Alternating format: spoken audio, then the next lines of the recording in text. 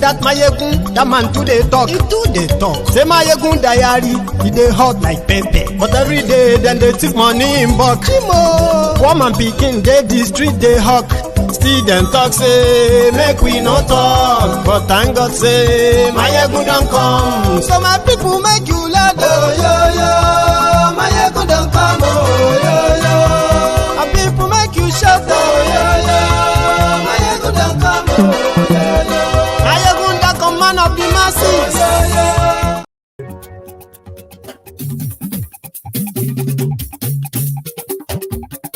Hello there. Mayegun làwa mọ̀ làmọ̀ tó dòdòdò. Mayegun diary, Mayegun number one. Mayegun làwa mọ̀ làmọ̀ tó dòdòdò. Mayegun diary, Mayegun number one. Mayegun ti. Good morning to you. Mayegun diary. Good afternoon to you. Lórí Facebook, lórí YouTube. And good evening to you from wherever you are watching from. This is Mayegun Live. Àṣírí ọ̀jẹ̀lú kì í bò níbẹ̀ o. Mayegun diary, Mayegun number one. Bó bá ṣe àní Mayegun máa yí. Thank you so much for joining me. Share this broadcast. Invite your friends, invite your not so friendly friends, and tell them that Mayegun today and tonight, simply because we've been skipping, like we've been skipping our sermons lately. You all know why. However, it means that tonight is also going to be very loaded. So before you get so settled in that comment section, please share the broadcast, okay? It's going to be interesting. I can promise you that.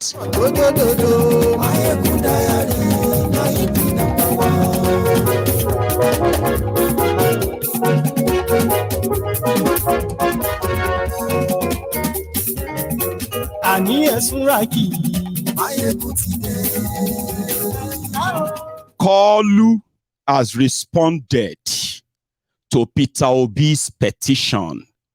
The legal battle is about to start. And it's always good to have an idea about what they are all bringing into the ring. Through Mayegun's diary political, I can make it interesting for you, save you all the mental stress. I mean, anything that is going to alter or kind of mess up with your mental health.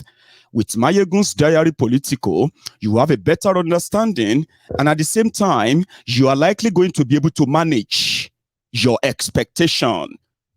People have told me it works. Share this broadcast. Just tell them that Mayegun today.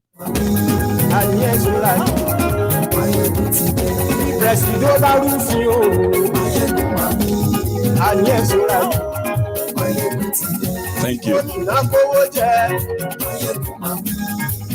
Last week, Peter Obi was in London.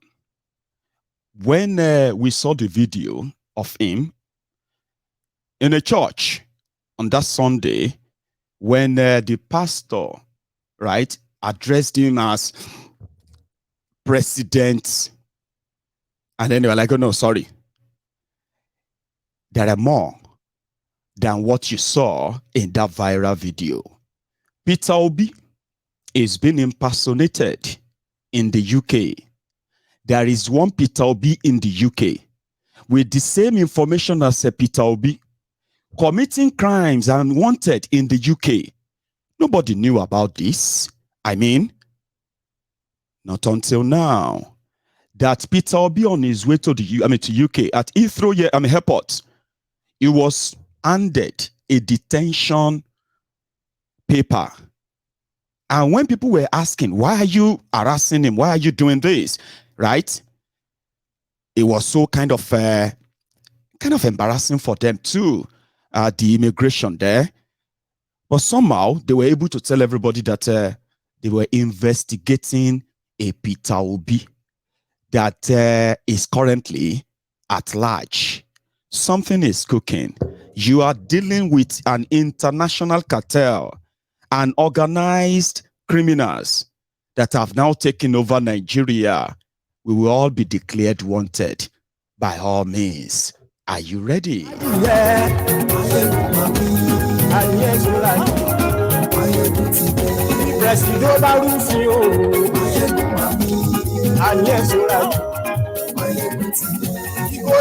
Meanwhile, we will review Kalu's response. It's so interesting, right? There is a 293 page defense. In one of them, I mean, inside there, Kalu did not deny that he was convicted of heroin trafficking in America, that he forfeited 460,000 US dollars from those accounts. It did not deny. But what his lawyers are now telling the tribunal, or they are going to be telling the tribunal, is that, listen, the only thing there is that the case is against the bank accounts, not Kalu Tinubu himself. That is one. That's why I said we're going to review this tonight. And there are more. However, Chimamanda Adichie is in Nigeria. Remember that letter when people were saying that she should be charged for treason, sedition, and all that? Well, she's in Nigeria. And she reaffirmed everything she said in that letter on Nigerian TV, right there in Nigeria, and responded as well to Professor Wale Soyinka's fascist statement. Is so interesting.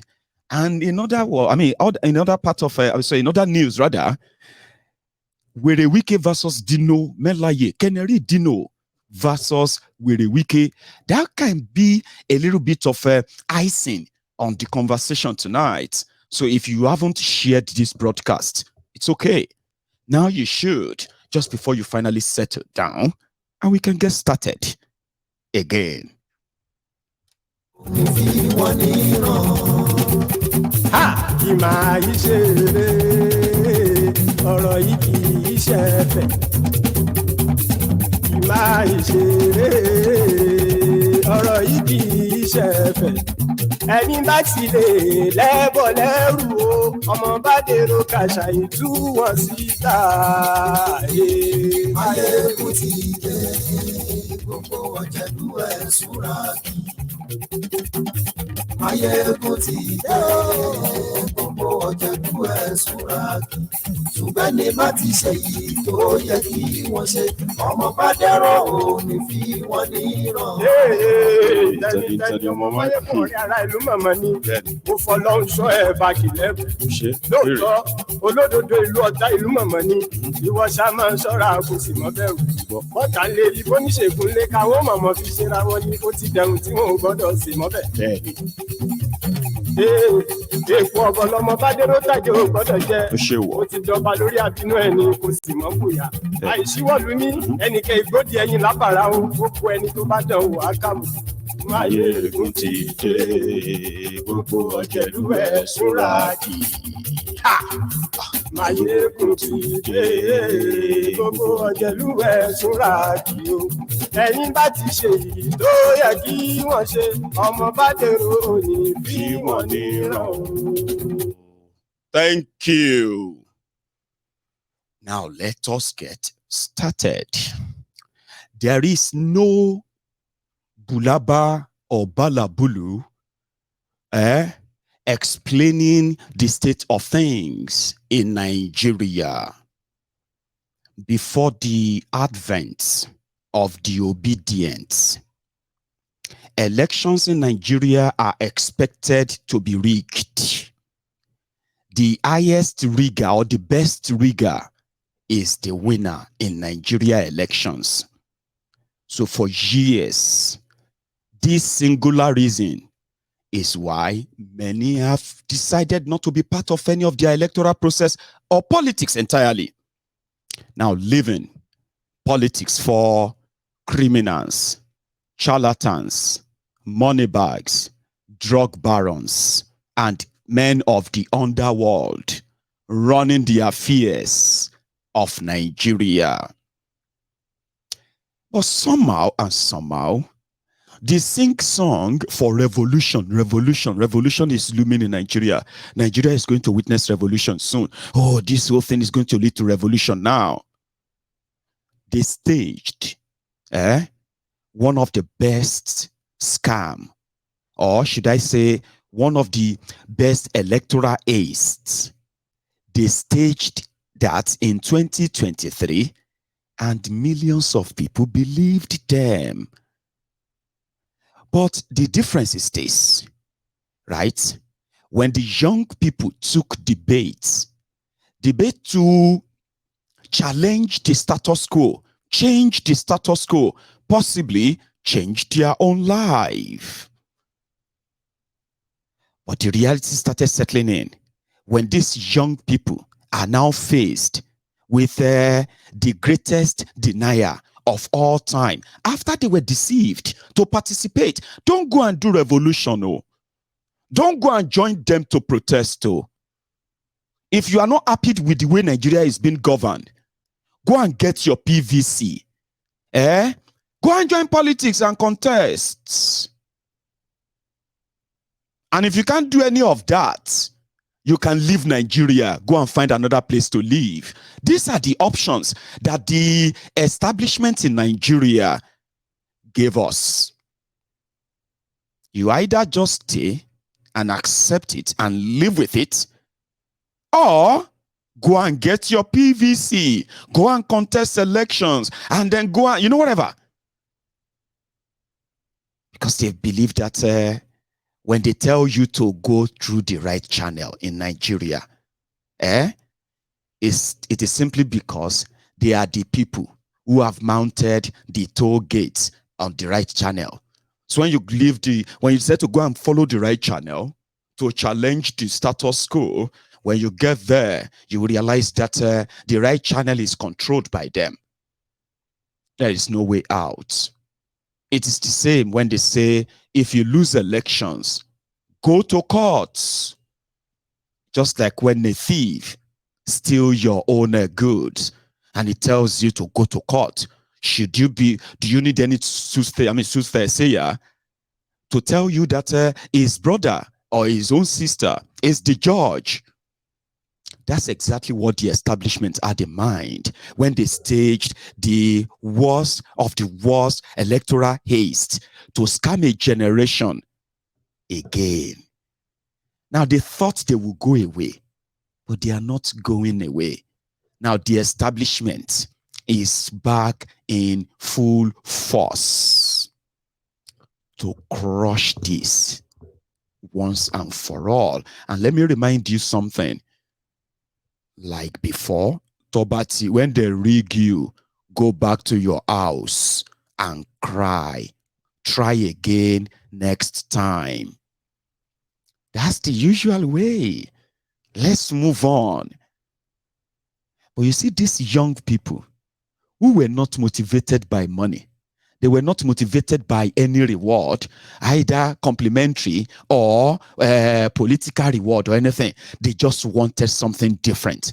They don't even care if they are making a mistake. But if you promise them that their vote will count, then they are counting on that. Now, if you're now living in denial, they are not going to let go. That's what brought about the gaslighting. That's what brought about the propaganda. That is what brought about the profiling now. And it's going to get worse. Ladies and gentlemen, I don't know how to say that to you, right? But let's do the review first. That's the part that is going to take a longer time. So to make you understand, I'm not going to be reading through everything, okay? Because he is responding to all the allegations, right, by Peter Obi on why he must be disqualified and why they must declare him, Peter Obi, the winner. Now, to make you understand this very well, for now, I want you to, for a moment, forget all the propaganda they have told you. Forget all the conspiracy theories you have heard, okay? Let's just use what is verifiably available. I mean, even if they are lies, they are like a verified lies presented by the parties involved. For now, when I read that their defense, I got only one thing. Tinubu doesn't give a damn about all of this noise, the rigging and the rest of that. No, he's not interested in that. They are counting on what they call the technicalities. They are looking for what mistake they can find in how Obi and his people filed their petition, or anything at all they can find in their own petition. Tinubu is not defending anything. That's what I see in this, okay? It's like somebody saying, I don't give a, don't listen to whatever they are saying. Okay, my Lord, forget about all of that. The issue of identity. There is a court judgment in 1999 to cover that, so there's no point in wasting our time on that. In fact, you see this issue of drug and all of that, they just want to use it to tarnish his image. My Lord, just throw that in the bin. Oh, my Lord, listen, do you even know that this Peter Obi and his vice, they are not members of Labour Party before they were nominated as a candidate of the Labour Party? My Lord, they are not supposed to even be here. This whole thing is nonsense. Drop it in the trash. Just like that. Despite all the weighty 5-point allegations and demand that Peter Obi made in his own petition, right? So that is why I'm going to let you be the judge too, okay? This is him responding back to everything that they put up. Oh, he's a drug dealer. Oh, he's a convicted drug baron. No. His lawyers are saying, of course, they convicted him of drug trafficking in America. But the person that got convicted is not Tinubu. It is Tinubu's bank account. Like, my Lord, let me tell you something. This is America. This is how it works in America, okay? If they feel like something is wrong because you are associated with people and they found some money in your bank, they don't do anything to you, my Lord. They just say, this morning call, we are charging this bank account. Not Tinubu, or more, despite this over 75% court document that is available everywhere. You can choose to be blind to it, okay? But again, let's just take them on their merit. Okay, let's start with this. This is the longest part, and I'm going to do my best to make it interesting so that it's not going to look like, oh, this is all reading. Go ahead to another thing. No. I want you to pay attention. You don't need to read the entire thing. You just need to see the highlights. From Peter Obi stuff, the Labour Party people, they said that Kolu, from their own tally and confirmed numbers from Beavers, okay, their Kolu scored less than what INEC allocated to him. In fact, it's so bad for APC and Kolu that the original result, if they are really collated and all that, it was so bad that Kolu only scored 25% in 21 states only. 21, not even up to 24. They lost almost everywhere that they could have used as a normal base. They lost Kano, they lost Katsina, they lost Kaduna, they lost Lagos, they lost they lost places that they didn't believe. And the whole place they got rigged, they are there to say, oh no, we're going to prove it that it didn't win them. Sure, you get. So they said that only 21 states. That by the time they do all the INEC declared that Tinubu have 25% in 30 states. Sure, you get, but not in Abuja, the FCT. So they started the argument of and. Sure, you get to say and. What does that mean? And no, it doesn't mean anything. And FCT. Oh, what they mean is that Nigeria is 37 states. Anyway, the argument is based on that, and many others. Oh, sure, you get. But let's start with this. The first page of their response. Kolu. Meanwhile, Kolu has appointed this transition team. They are already planning their inauguration. I just thought I should let you know. And they believe that there is no court that can stop him. Very strongly believe that. So this is the petition, between Peter Obi, Labour Party, INEC, Tinubu, and the rest of them. Are you with me? So some said this is just something to just buy time. Here you get something to buy time. They know that the main intention is to drag this for long, okay? until Kolu is inaugurated as your president next month. You are all going to be so angry again. I know. It's going to be so painful second time. Mayegun, forget it. They are not going to inaugurate him. That's why I said, for now, I want you to leave all of the things you've heard. Propaganda is flying everywhere, okay? APC, PDP, Labour, and others, okay? Everybody is fighting propaganda with propaganda, no doubt, all right? And they are making projections too. But the only people in that advantage position that their own projection can be taken 100% are the people who plotted this from the word go. Some of you are not prepared for this. I remember when I was saying that, hey, listen, are you sure that you are really prepared that when they read you out, that you are actually like going to be ready for this next stage of the war? Because these ones, they're not going to rig you out and then go away. They're going to rig you out and they're going to hunt you down because they have seen what they have done and they would never want to experience this again. Trust me, if they got away with this, if they managed to get away with this, they would never want to experience this again. They will chase every one of you down every part of the world that they can chase you to, until you will not have that kind of courage to organize this level of movement again. They identify you, they acknowledge you as they said you are like an obedient tsunami, obedient wave. This is coming from them. Bayo Ononuga said, now enough, leave us alone. The obedient wave that swept through Nigeria, shook everybody, fine, but Nigeria has survived. That means they survived. The establishment survived. Leave us alone. They acknowledge that. Now, the effort now is to work to make sure that they crush you. And all they have to do is to target few people, chase some people down, put in all that. And to delay in achieving that, what do they need? They just need to respond 4 days to the end of the deadline. And then when the tribunal sits, so the argument will be whether they should proceed or not, whether this one is qualified or not. As these are going back and forth, Kolu will be inaugurated, even if they have to put him on a wheelchair or on a stretcher. They will put him there, even if they have to gas him up for that day to be able to at least withstand all the whole stress that will come with it. They will do it. And that's all they need. Swearing in.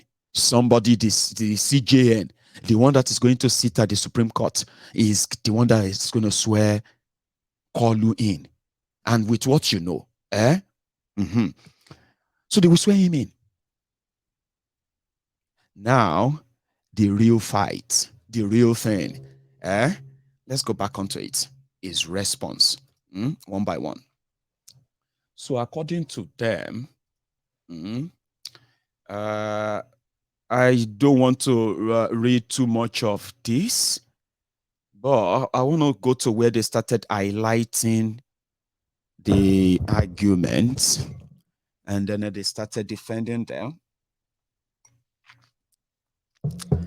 The problem is that which court is going to grant that? Do you understand? Somebody said that can't a court order stop that? A court order, right? That is going to stop the inauguration, right? It's going to be a court order that, number one, it is possible. To answer your question, yes, it is possible. A court order that will stop him will automatically put Nigeria in constitutional crisis. Sure you get? Because by May 29, whatever happens, right, Bukwari would have to leave.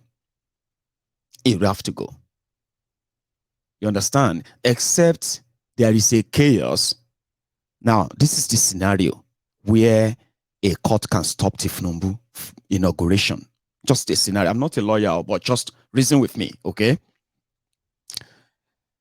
If a court order comes before May 29, for example, and says Tinubu's inauguration is illegal, it can't stop. So they will want to do something called accelerated hearing on it, okay? If it is coming from the establishment themselves, last minute sabotage, right? Then they will accelerate it as they accelerate it to the Supreme Court. Supreme Court will then say, okay, it must not be inaugurated. That's demo. Sure you get now. It must not be inaugurated. But what will happen after that will be the chaos, the crisis. With the tension you have seen so far, okay, the crisis will erupt in southwest, in the, in northeast, in northwest, and some other part of Nigeria, most of them will be orchestrated by APC themselves. Now, like I said, if it is the establishment that is behind the court case to stop him, they will be the one to facilitate it to the Supreme Court to certify it. By so doing, the Minister of Justice in Nigeria, Abubakar Malamu, by law, would need to draft a quick new, something like a bill or something, right? That will be passed through the National Assembly. That will then give Buhari an extended power. That's one. They will say Buhari should stay longer than May 29 for another 6 months until the court decide the case, or this case, until the court decide the winner. So Buhari will stay for another 6 months by law, and they will stop at the National Assembly, no nothing or what have you, except if they put themselves in. You may be asking me which part of the law says this. I may not be able to say it specifically, but there are laws that give Buhari power to extend his stay in that office. For example, if there is crisis in Nigeria, where he can now declare a state of emergency. Now, if the crisis starts, as it will be expected, right? As the crisis starts, right, people started attacking themselves, killing themselves, it will be an automatic state of emergency. Once he declares a state of emergency, the state governors, state assemblies, and the rest of them, they will all go. Except if they actually include them in their, wherever they're going to push. So it's a very, very, very extensive one. A real constitutional crisis. And constitutional crisis can lead to a coup, or above it all, the final breakup of Nigeria. Don't take this as something that is like a flippant, or don't take it flippantly. It's actually a serious question when somebody asks that question. But think about what I said too. It will put Nigeria in a serious constitutional crisis, a big serious other crisis. But the only way to succeed is if the Bukwari themselves are behind it. For now, Tinubu and gang, they have captured Nigeria judiciary. You can take that to the bank. There's so much at stake. It is no longer about Tinubu anymore. That is somehow something that some of you should know now. Here you get, he robbed, they rigged, they killed, and it seems they want to force him on you and the rest of that. It is no longer about him anymore. It's not about Tinubu wanting to be president anymore. It's about the vested interest, both in Nigeria and outside Nigeria, who have now built sort of a fence around him.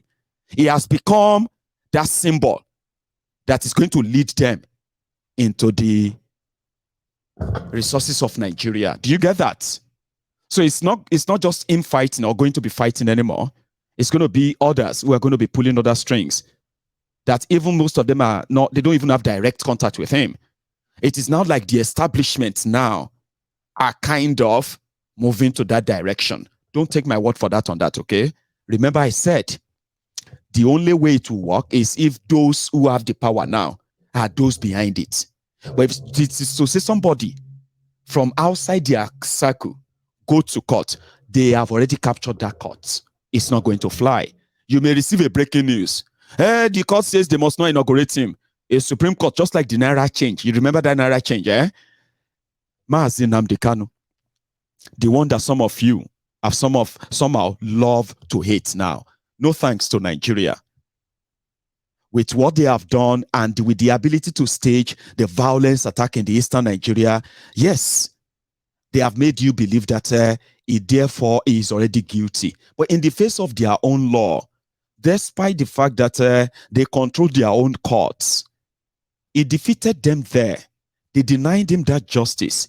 5 months now, they have not heard his case in that Supreme Court. 5 months. But guess what? Within a space of 2 weeks, they were able to give the likes of APC governors who wanted to use the old Naira note for election rigging and vote buying and the rest of that. Yeah, the Supreme Court of Nigeria was able to give them accelerated hearing in days because the election is so close. Remember, they will do the same, and that is what a state capture means. When justice will not, they won't listen to anything you have to say, And that is what Nigeria has become. I will go to court. I will sue you. The situation in Nigeria has gotten to a stage whereby, even though there are courts, there are court judgment, there are court orders in Nigeria, whether it is state government or local government or federal government in Nigeria, they choose the kind of court judgment they want to obey, and there's no consequences. This is true. Nigeria is not a place you say, oh, I want to go for my rights and all of that. Yes, you can go. Yes, the court can give you your judgment. The problem is, who is going to execute the judgment? The court? Or what?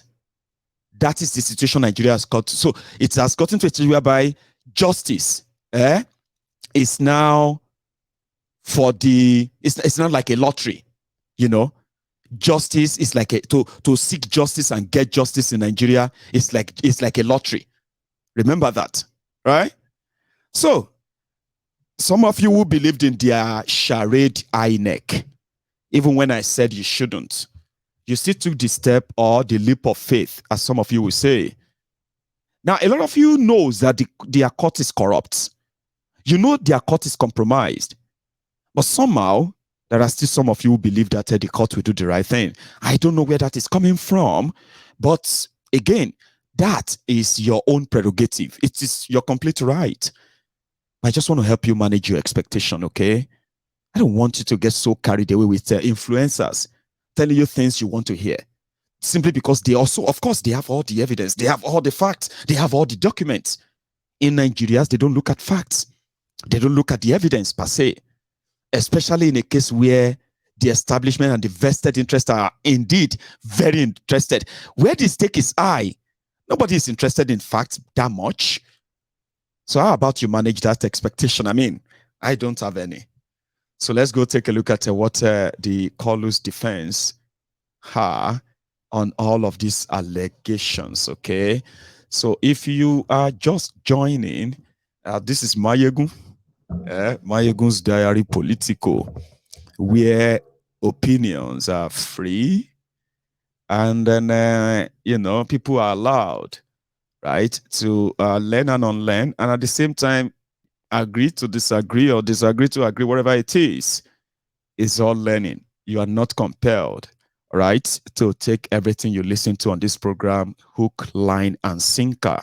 There might just be a bit of a way for you to even do more research, find out more about what you hear on Mayegun's Diary Political.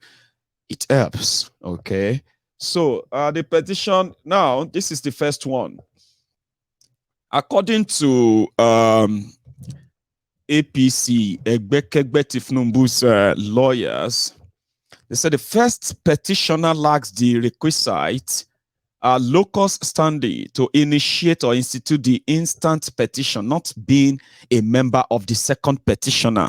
Peter Obi doesn't have locus standi to even file any petition, according to APC, when he is not even a member of Labour Party.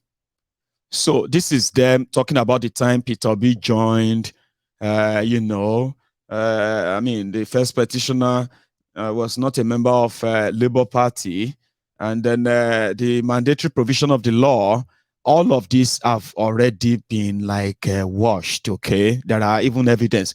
All of you are not lawyers, okay? There are even evidence of this section being cleared. That a senior advocate of Nigeria, who already know this, decided to put that in their petition defense, shows that they are probably not serious, okay? They are just kind of, okay, let's just put something forward. Anyway, that's their own defense to why they are not really supposed to be engaging Peter Obi. They're not supposed to be engaging him, okay? Because he's not even a member. Now, for the second one, they say petition, Atiku's petition. The petition is improperly constituted by the non-joinder of Alhaji Atiku Abubakar. So the APC lawyer said, Peter Obi's petition is watery. It's nonsense. Because he didn't join Atiku Abubakar in that, in his petition. Okay? So you can read that if you don't have the copy, okay? You can just look at your screen right there. It He said that paragraph. This is them trying to respond. Remember, they are responding to petition of Obio. And this is the opening part of it, all right? That he did not join. He said, Alhaji Atiku Abubakar must be heard before his votes can be discountenanced by the tribunal. So according to them, that Peter Obi failed to add Atiku when he was petitioning tribunal for Tinubu. Because before they can even get to Obi, they must count Atiku's votes. And it is only when the Atiku's vote is short, that's when they will now get to Obi. So because Obi didn't do this, it's just wasting its time. Now they said the petition as presently constituted is challenging the vote cast at the election, seeking inter alia the nullification of the entire election, thereby challenging the votes attributed not only to himself, but also those votes attributed to the second respondent who emerged winner. That's Tinubu. And those attributed to Atiku Abubakar. So according to them, they said that the petition is also confusing. That on the one hand, Obi wants the tribunal to cancel the election of Atiku, the election of Tinubu, and also his own election. Okay? Then at the same time, he's also asking the court to declare him winner. So on which election, according to them, which votes would the tribunal now use to declare him winner when they have already cancelled all the elections? This is them trying to act stupid, by the way. There are prayers, 5 prayers in Obi's petition, okay? And then in his petition, he was saying that if the valid votes, the original votes, we say can be verified, are really counted, that he had more votes than all of them, Atiku and Tinubu, that he should be declared winner if that is done, which means they should recount everything and see how many votes. INEC should come and show where they got the number for Tinubu, sure you get.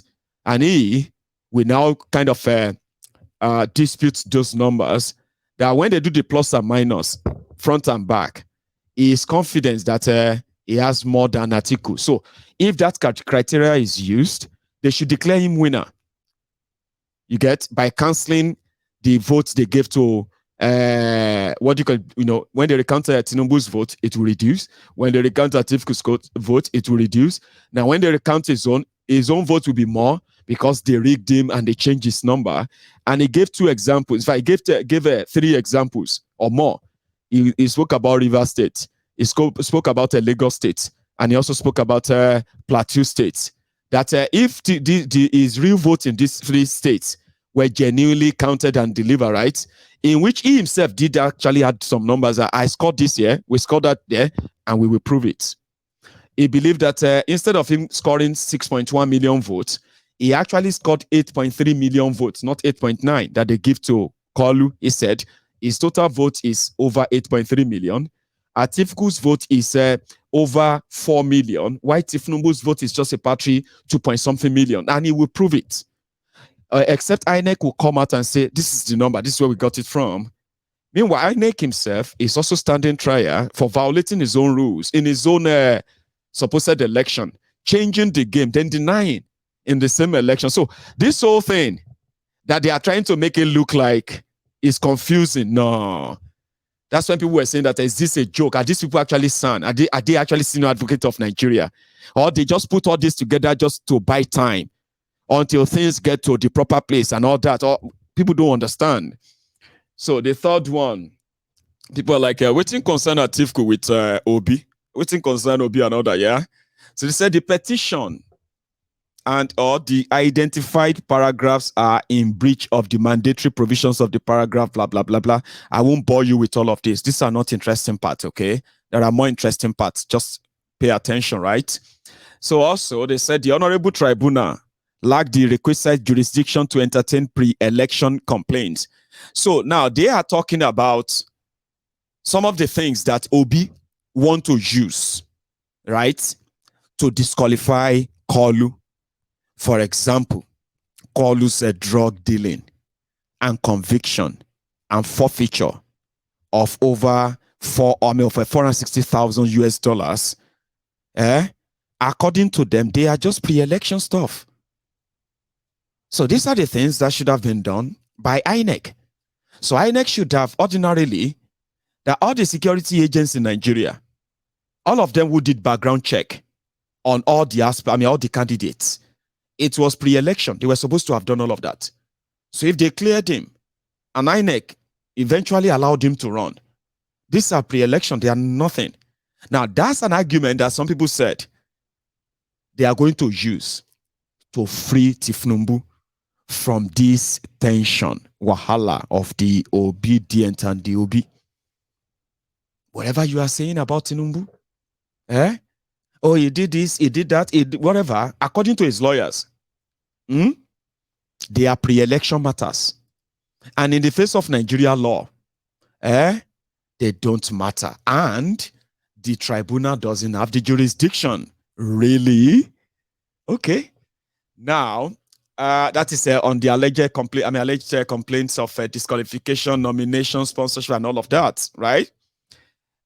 Even though they are also asking the tribunal, okay, to disqualify Obi because he's not a member of Labour Party.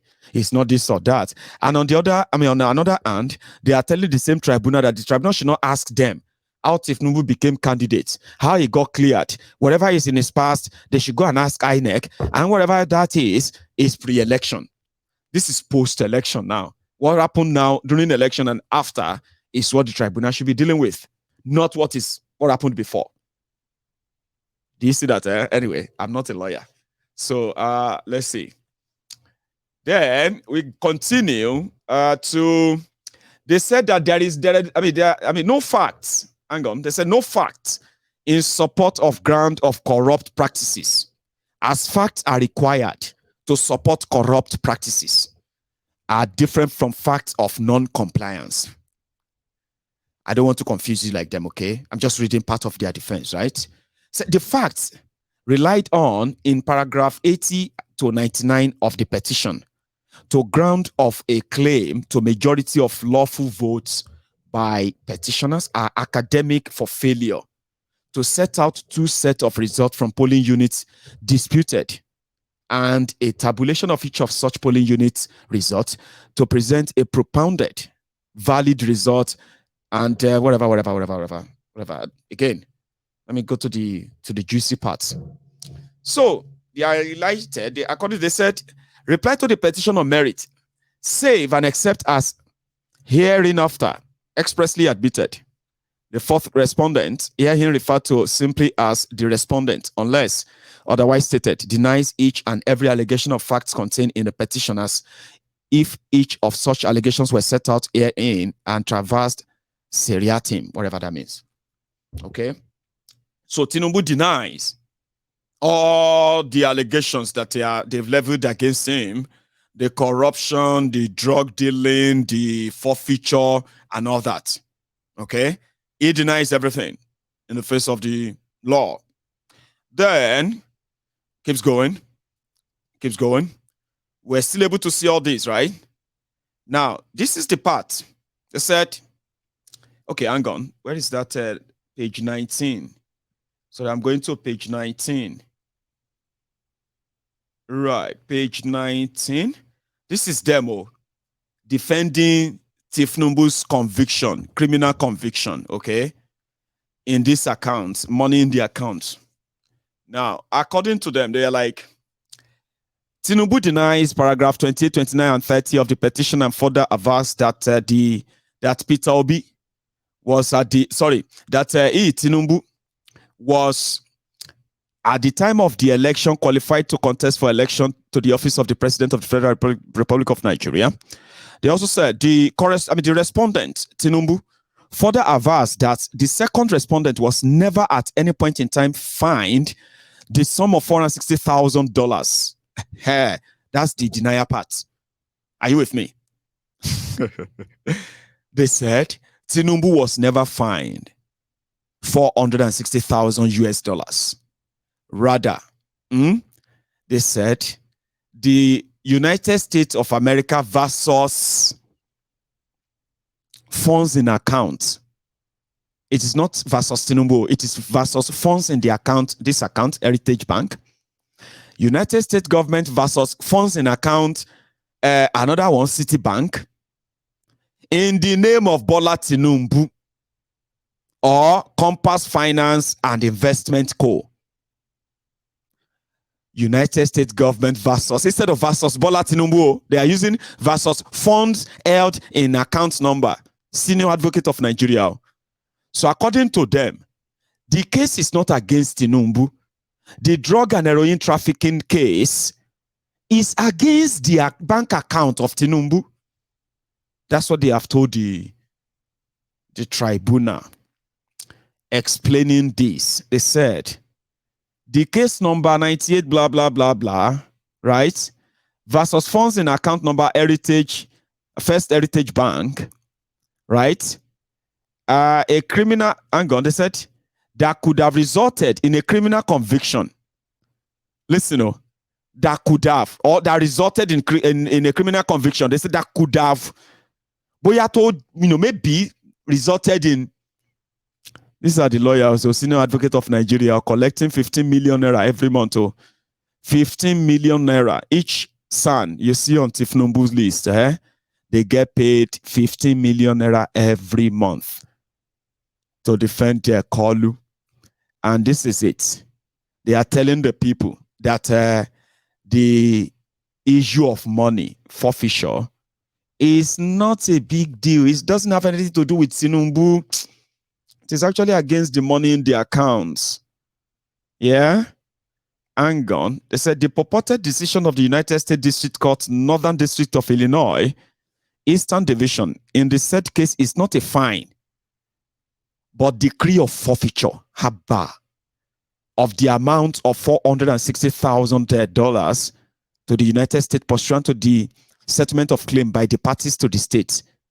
Like, they are actually saying this to those who are supposed to be lawyers too, or judges. So this is what Senior Advocate of Nigeria are telling judges, that forfeiture is not it's not a big deal. Okay? It's nothing.